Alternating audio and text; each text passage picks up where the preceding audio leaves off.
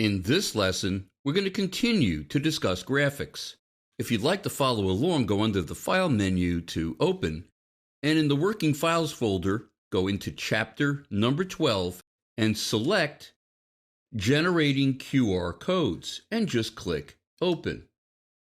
One of the trends in layouts that has become commonplace in recent years is something called QR codes, which stands for Quick Response Code.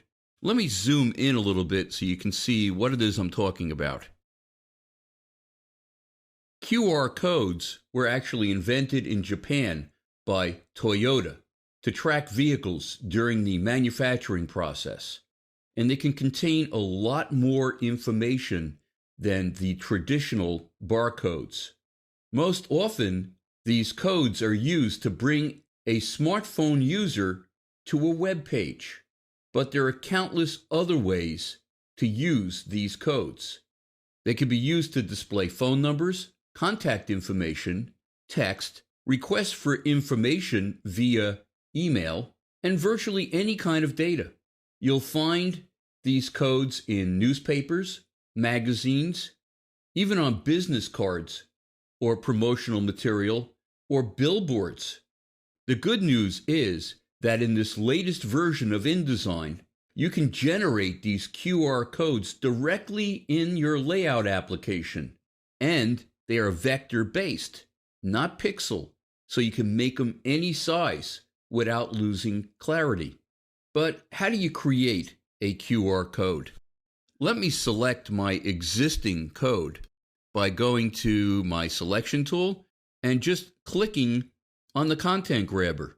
And I'm going to delete this image.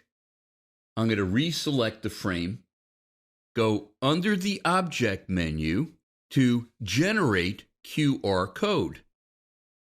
And it already has in here what I just deleted, which is a web address for the advertiser.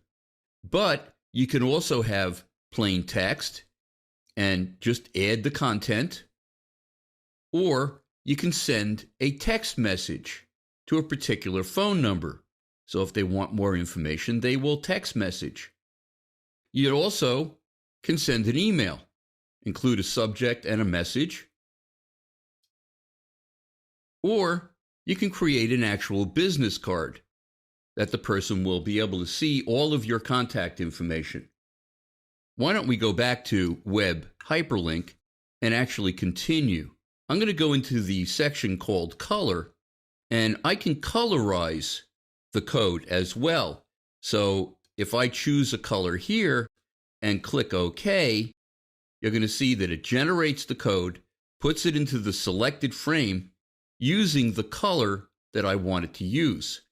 I can also, if I want, select the graphic frame and change the color of that frame. I'm going to click on Fill, and maybe I'll make the graphic frame itself cyan. So you can really do just about anything you want with this code.